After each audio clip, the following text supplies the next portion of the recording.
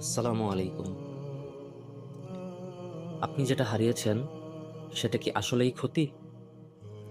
চলুন বিস্তারিত আলোচনা করা যাক। আপনি যেটা হারিয়েছেন হয়তো সেটাই আপনাকে বাঁচিয়েছে। সব হারানো ক্ষতি না।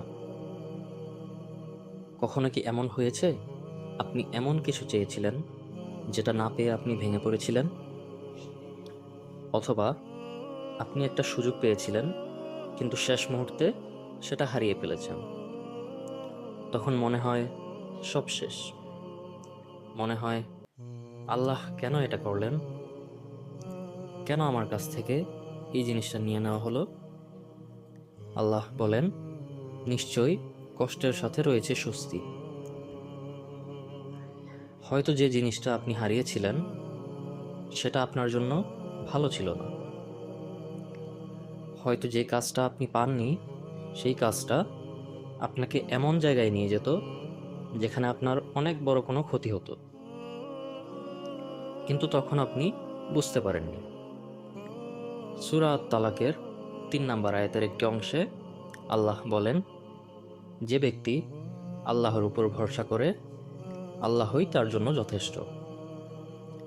তাই কোনো কিছু হারানোর সময় কষ্ট হলেও আল্লাহর উপর থেকে ভরসা হারাবেন না। সময় যাওয়ার পর একদিন আপনি পেছনে তাকিয়ে দেখলেন, আচ্ছা, যেটা আমি হারিয়েছিলাম সেটা না থাকাই তো আমার জন্য ভালো ছিল। আল্লাহ কখনো আপনার কাছ থেকে কিছু নেন না, যদি না তার বদলে এর চেয়েও ভালো কিছু দেওয়ার ইচ্ছা থাকে। মনে রাখবেন, আজ যেটাকে আপনি ক্ষতি ভাবছেন কাল সেটাই হতে পারে আপনার জীবনের সবচেয়ে বড় রহমত। তাই বলা যায়, সব হারানো আসলেই ক্ষতি না।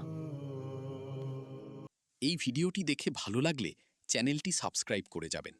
আপনাদের একটি লাইক এবং সাবস্ক্রাইব আমার পরবর্তী ভিডিও বানাতে অনুপ্রেরণা যোগায়।